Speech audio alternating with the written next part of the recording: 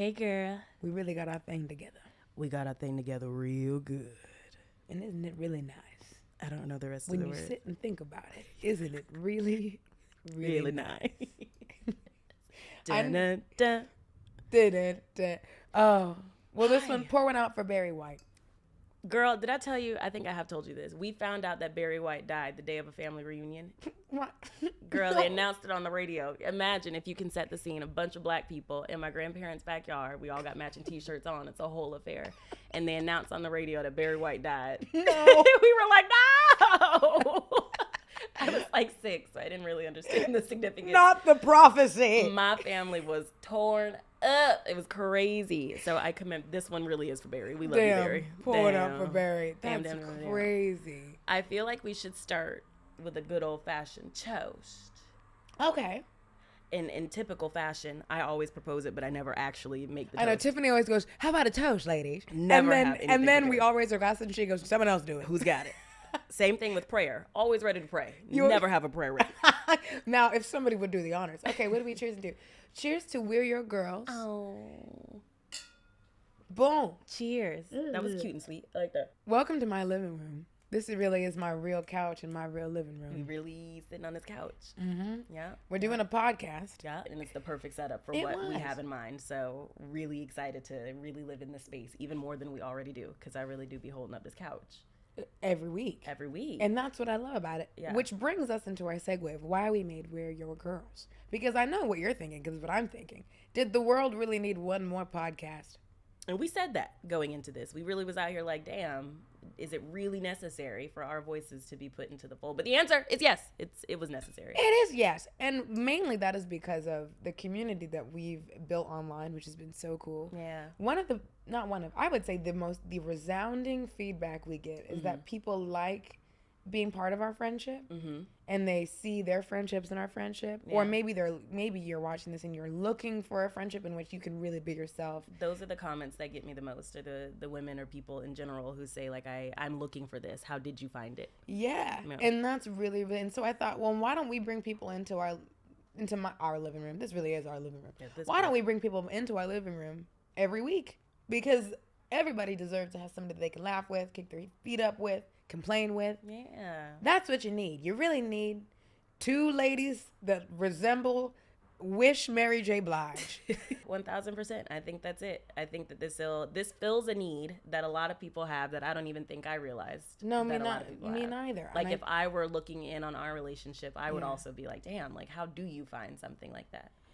For sure. And I think that what's so cool about this podcast, what you're going to see, is it will be completely centered around joy and just everything that comes along with girlfriendhood. Girlhood is so special. It's so, for me, it really makes my world turn. It always has. Yeah.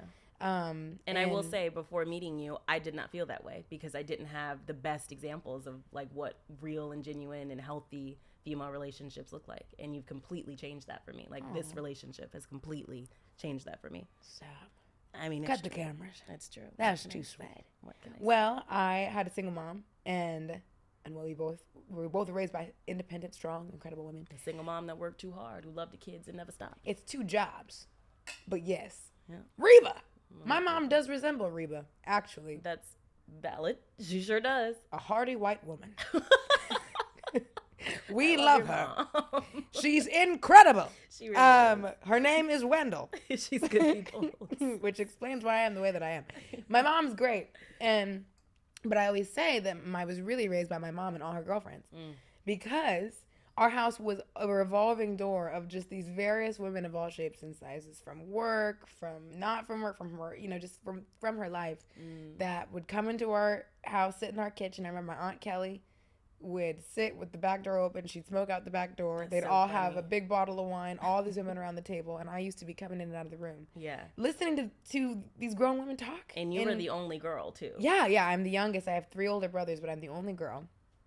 And so for me, there was this camaraderie that I saw from a really young age of all these women coming together and sharing life together. They shared their burdens, their accomplishments, things that they're excited about, things they're afraid of. I was never shielded from that or sheltered, and I'm glad that I wasn't. I was really privy to a lot of these conversations that were, one, just filled with laughter. Yeah. So I've always known that that is what girlfriendhood should look like.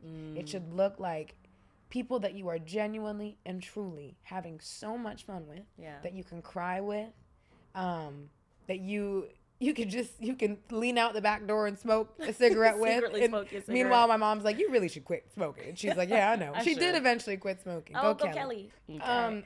So one of the most common questions that we get is, how did we meet, on the note of girlfriendhood and what it means to us. Yep. Why don't you tell the first half of this story? I love our story. Set the scene. I'll set the scene. It was a rainy eve. In 2021. 21. The pandemic had just ravaged our city. It did. And yet, we still continued to compete in beauty pageants. I was just about to say, and like roaches, pageant girls will rise from the motherfucking ashes and compete. Wait, you mean a phoenix? Why are we roaches? Why roaches? Because we're indestructible. Pageant girls will come out. A roach comes from the ashes. Right. The phoenix is nowhere to be found, but a roach is there. My God, it's a phoenix. God, no, that would be a roach. Disgusting. Like a phoenix, like a roach, whatever you'll say. Pageant girls will rise. And so that's what we did. Now, Taryn has her own journey of how she got to Miss New York USA, and it's very heartwarming, and I love hearing that story. My journey was that I had never competed in a pageant before, and I was excited, and I just felt called to do this for some reason. I had been scrolling on Instagram, got the ad for Miss New York USA. That was the pageant we were competing in.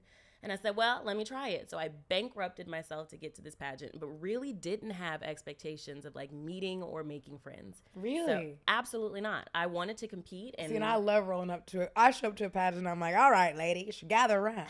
We're in cahoots. If I can find somebody to be in cahoots with me in any room I go into, we will be in cahoots. Brilliant. But again, this is me before I met you and before I was like friendship minded. And I 'Cause wasn't you are mean like by any stretch of the imagination. No, you're not mean at all. But I just never really considered myself in relationship with other women. So going into a pageant, the one place where you're meeting a bunch of women, it just did not occur to me that which that is would always be shocking for me to hear you say. But I understand that is true to you. But Thank that's you, what it's Dad. about. Keep going. Thank you.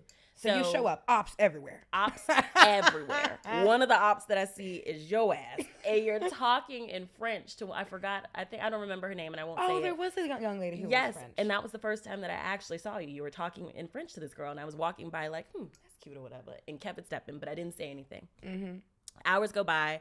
We do our interviews, everyone's done, and we're all sitting in what's basically like a holding pen, waiting for the next phase of competition / rehearsal to begin. Like cattle before the slaughter. If you can imagine, hundreds of young women of all shapes and sizes, backgrounds, whatever, all just sitting and waiting. In Shein. In Shein. So in various states of Shein and Miss Circle. Pretty much, that was the other brand. I was trying to remember and I couldn't remember. 1000% true. So we're all sitting there and I'm looking for a seat. I walk into the room, nothing's available. And I see a seat next to Taryn. And again, I had already seen her before, but didn't say anything. And I was like, the back of that curly head looked real familiar. I'm gonna sit down next to her. Now, what's happening in the background? We're in, like I said, a rehearsal. And so one of the women who's leading this rehearsal, she's like notorious for wearing super tight, like black clothes. And she wears thigh high? Like thigh high leather boots, leading a rehearsal for a beauty pageant. She's so extra. She's showing us the choreography. But you know what? A baddie. A baddie. You go, girl. And she's like, you should all be listening. A baddie. And so she screams that. But there was some other commotion that was happening in the corner. Like women just weren't listening to her. And also the sound guys were trying to work on the sound. So it kept being like this random. It was just a hot ass mess. It was loud as hell. Crazy. And we're in a casino in the middle of nowhere. In the middle of nowhere. Absolute madness. It's like Azkaban. Pretty much. And what's his name? Cerberus Snipe. Is he the one? Like they show him. Cerberus Snipe. Girl, I don't know their names, child. I love Harry Potter, but Sirius Black. There you go. Because Snipe is another one of them too, right? Why did you make Severus Snape? There you go. That's his name. You meant Sirius Black, and you just turned it into a black name. Cerberus Snipe. Cerberus Snipe, Alabama State University. My name's Cerberus Snipe. Wide receiver. Alabama University. Very nasty. Cerberus Snipe. He would have your wig on though. That's what makes it funny. Cerberus Snipe, Alabama State University. I'm dying. But yeah, what was I saying? I'm sorry. So start over where you come in and there's a commotion going in. There's a commotion. I'm looking for a seat. All of this is happening at one time. And so the very first thing that I say when I sit down next to Taryn is, and We had never spoken a word. I don't know why this was what occurred to me to say to you, but I sit down and I look over and I'm like, I love a little commotion or a little chaos. That's what I said. I love exactly a little chaos. You sat next to me. Tell me. So you sat next to me. You said, "Was the seat taken?" And I said, but you literally said it like, "This seat taken?" Did immediately. Oh my God. Immediately, my spirit awoke. I said, "Not you speaking in a 1930s accent." In the mother tongue. And in the mother tongue. It's been so long since I've heard my native language. And I went, "Not at all." And then you kind of laughed and you sat down.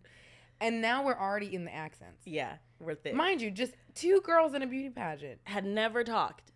Girl to my left kept telling me, you know what, I'm not going to get into it. But I was listening to some foolery beforehand. And I was just like, whatever. Let me refocus. And then this woman is like, "You should all be listening." And right at that moment, there's like a boom, boom, boom, boom, boom from the EP sound, the feedback. And everybody screams. And I turn to you and go, "Chaos, huh?"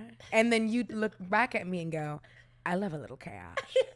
And that was the beginning of the rest of our friendship. I'm screaming. We were literally not parted from that moment on. Absolutely not. And what's funny is I feel like our relationship with, or at least early on, was a series of yeses, like back-to-back yeses. We had to have said yes to a lot in order to get to where we are today. Yeah. Which is really cool when you think about it. Like, who knows what would have happened if we didn't, like the first day that we met, I know we'll get into it, but like going to Stafili, like I had just been randomly walking and was like, you know what, let me text that girl that I met at the beauty pageant. Oh yeah, so wait, really quick, we also befriended the girl, this beautiful girl who would go on to win Miss New York USA. God bless her. We met her, right? She is the most beautiful human being I've ever seen in my life in person. For right? sure.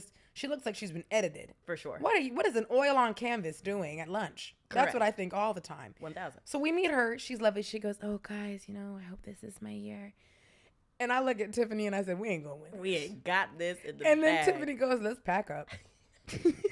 Keep in mind, it's day one. We still have 2 days to go. I said, "Listen, we were done. I make no bones about this. We are beautiful women.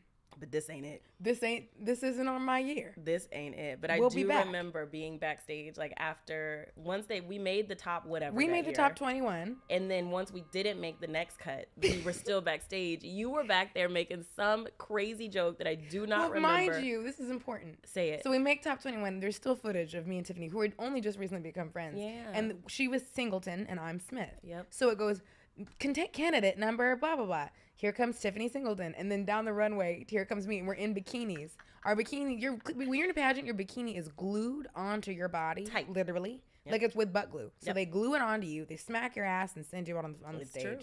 It's incredible. It's such a rush. It's similar to what I imagine crack is like. Anyway, so we're going down the runway. We're working it. And I remember we kind of we would make eyes at each other like, "Hey, girl." Yeah. We're having a lot of fun. And this is on picture. Like, yeah, we have this picture. Oh. And then, we go out to call top 10 and me and Tiffany are standing up there. And they don't call our names. We're left. We end up still standing. And we clap and we walk off. And when you go down the side stairs for the stage, you're in the most horrifically tall platform high heels. Like insane. So we call them tippy top. I look like a sickened Giselle going down these stairs. I'm like wobbly, clunk, clunk, clunk. And you look, all grace is gone. So I come down the stairs, and if I remember correctly, I turn around and I was like, "Well," and I lift my hand up. Tiffany's coming down the stairs. Tiffany goes, "We had a good run, boss." I don't remember this. And I said, "Good run indeed." And everyone else, understandably, is really sad. So upset, there are downtrodden. There are some tears, but me and Tiffany are held it together. I need to get my glasses. We're doing the whole dance in the back because I'm like, I'm about to go eat a bucket of wings. Girl, happy family's here, catching a ride back. I was doing something. I don't remember what bit I was doing in the back. I can't remember it to this day, but I vividly remember that was the hardest I had laughed in years, like years. I was doing some kind of bit. And we were surrounded by a bunch of women, upset, crying about the fact that they did not make it. And you're going on, you're like beating this horse to a pulp. Like you would not stop. Because I was trying to, but it was making girls laugh. It was so funny, Taryn, and I was sobbing. I'm like, I cannot believe I met this girl. She's the funniest person I've ever met. I love to make people laugh when they're sad. It was so good. Anyway, so a couple weeks later, A couple weeks passed when we had met this other girl in the group or at the pageant, and we had all decided like we want to be like a Sex in the City group in the city. Mm-hmm. But none of us had really made the effort to like see each other outside of the pageant. No, it was we're just busy. tough to do that, right? Yeah. So I'm out one day doing my usual. I used to go and walk on Madison Avenue. You know the story. Walk on Madison Avenue and like stop into the luxury stores and try things on and let the people dress me up. It was like my fun when I was broke and had nothing to do.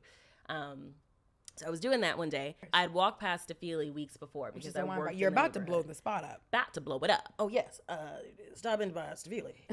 They got good wine and drinks and things. We love Stefili. We love it's a small business. Greek wine. Greek wine. It's good stuff.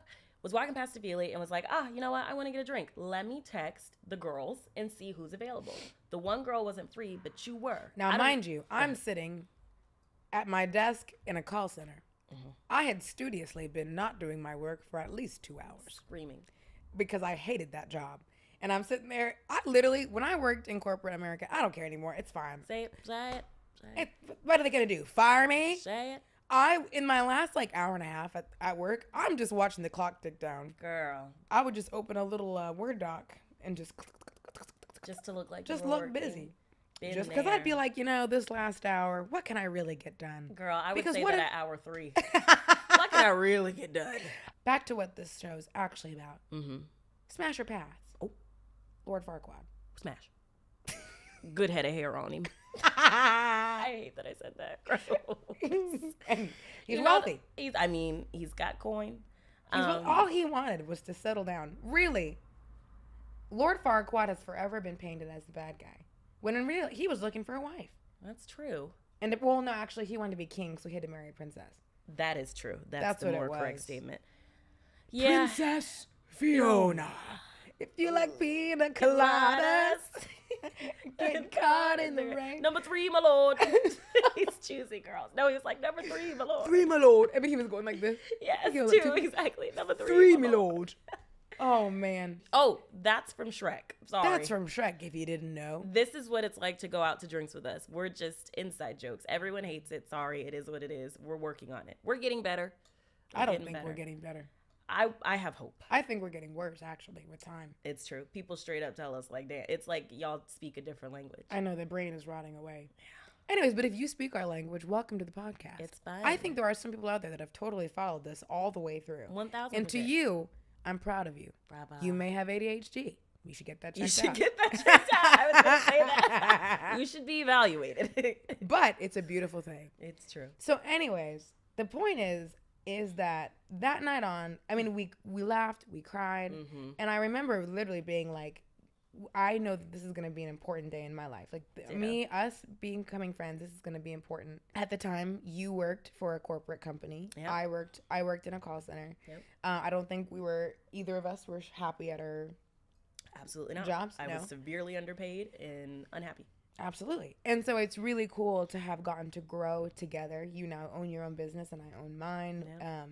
Yep. At that wine bar, a lot of huge choices, life choices, we'd come together whenever it was time. And when I finally, we came back to that wine bar a couple months later and I said, somebody's approached me about becoming a content creator and they're telling me I should quit my job and I'm really scared to do it. Mm-hmm. And you were like, do it, girl.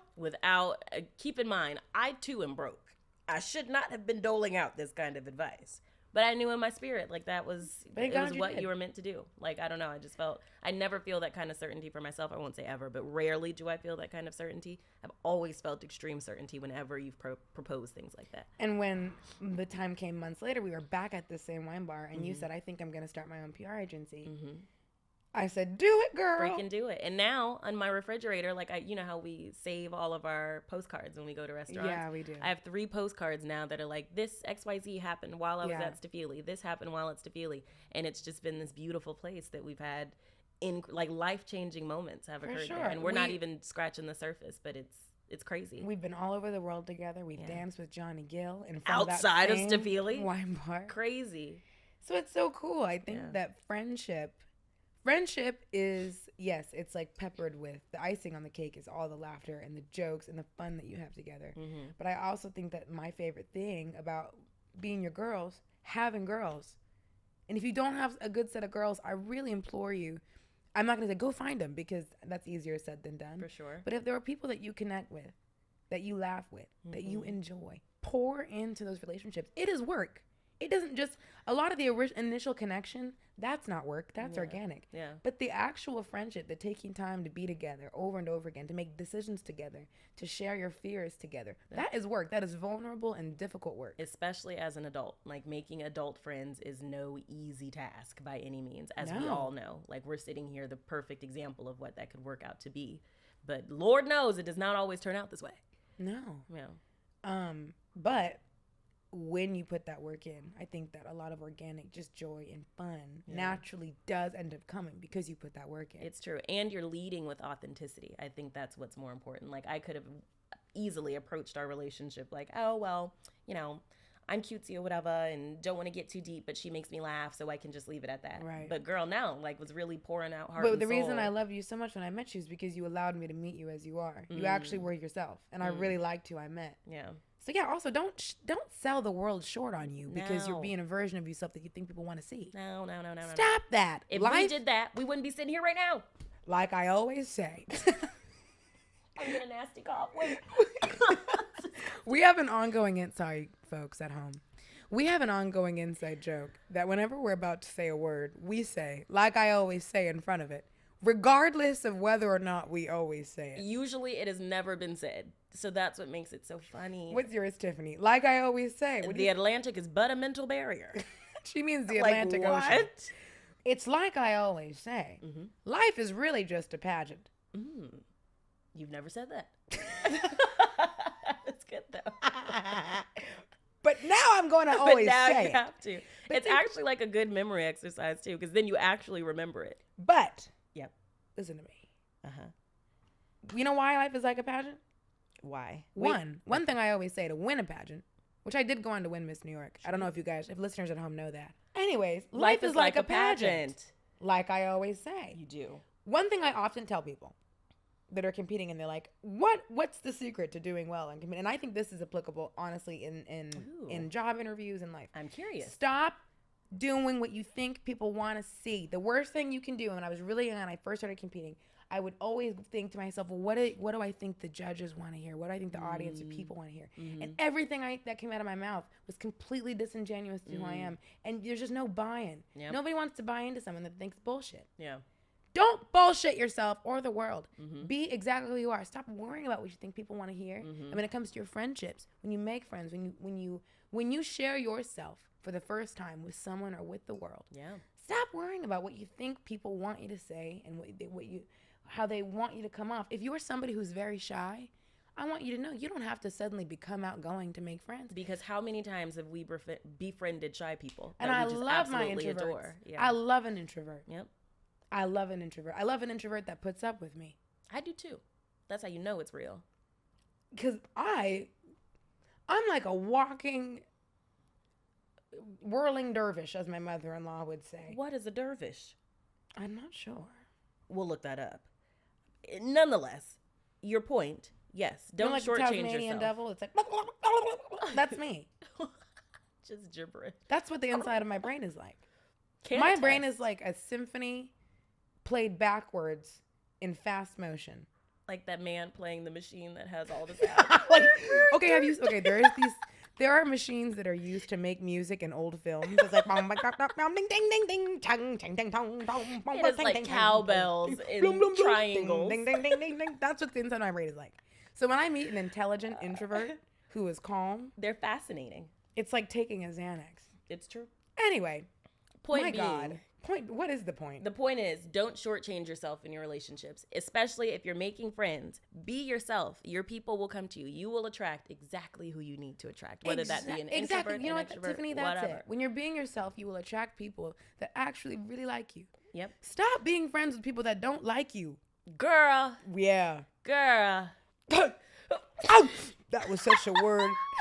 That was such a word. I just got blown back into my seat. Your glasses. Severus Snape, Alabama State University. Wide receiver, Alabama State University. Anyway, look at me. This is my camera.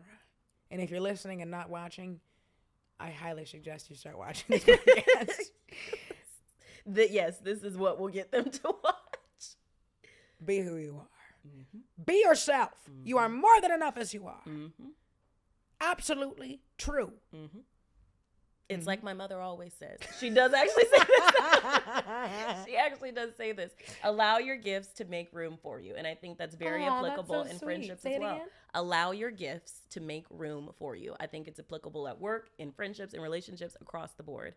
We are gifted in certain ways to be funny, to be warm, to be welcoming, to be understanding, to be non-judgmental, whatever. Yeah, whatever you're gifted. Lean into it. It will make space for you in whatever space you're in. And that's on period. Well, now it's like my mom always says. Can I have another glass of wine? You better not piss her off in that. You better not piss me off. Don't piss me off. Wendell always has a glass of wine in her hand. So she doesn't care. She's going to watch this with a glass of wine in her hand. With a glass, and you're not lying. I love your mother. All right, we love Wendell. We really do. Winnie. She is a white. Oh, she is a white woman. She is a white. Whenever I'm in the grocery store and I pick up a bread and it says Hearty White, I always go, my mother's people. It's just like, oh. I can joke about that. Don't be offended. If you are white listening to this, I'm half of you. And I love Celine Dion. It's true, she does. I love Celine Dion. But you know who loves Celine Dion more than a white woman? Who? Black women. Ride hard for that skinny white lady. I love Celine Dion. Girl. I love Celine Dion. Girl. Yeah, she's that girl. I've always loved Celine Dion. That's true, you have. Who's my obscure person that I love besides She's Beyonce? not obscure. No, but like it doesn't make sense with our age when you're group. like, yeah, okay, there you go. Yeah. Luther Vandross. That's fair. That's fair. Tina Marie. You love Tina Marie, and that is Tina. a good example of Anita it. Baker. Yeah. That's you have such an incredible music repertoire in your mind. I do love music. I love that about you. Music raised me, for sure. Oh, well, it's so funny. We were worried he wouldn't be like, how are we going to talk for 45 minutes? I don't know why we said that. We even thought that. Because we have closed down every restaurant we've ever sat in. Truly. Trace is probably going to have to cut a lot of this out. By the way, Trace is our producer. And I'm going to just keep saying her name because she is sitting over here laughing. Yeah. And she gave us the cue to stop talking 10 minutes ago. And we just kept right on. What's that from? Which one? We just kept right on, strumming my pain with his fingers. One time. Stringing my life with his words. All right. 2 times. Now, we got to focus. Okay, we're back. Here we go. So thank you for listening to We're Your Girls. And I hope that each week you come with a glass of wine in hand if you are somebody who drinks wine. If not, imbibes a beverage of choice. I hope that you come and share your life with us and be our friend. That is really all I want. I hope you come and laugh with us, and I hope you come and be our friend. Open yourself up to the experience of sitting on this couch with us. With this wine. is your spot. This for you, girl. You know, we got to start having an empty glass for the third person. Oh, my God. We should. That's cute. This I love is for you. This is your spot. This is for you. This is your spot. Take a seat. Get your glass. We love you very light much. your candle. We hope you join us next week. The topic is... Okay, I think it's authentic for us to just say that we've been going back and forth about who was going to say it because we're both afraid. We'll say it together at the same time. Okay. If you have a child listening to this, please turn it off. Please make them close their ears. And Mama, if you listening, I'm sorry. Okay, next week our topic is 1, 2, 3. Fucking. Damn. I said sucking and you said fucking. Okay. We're talking about sex next week. My glasses. Excuse me. I can't move these because the wig is so tight. Shubberish. Come back ready. All right. See you next week. And remember, we're your girls. Because we're your girls. Hey. Because I like how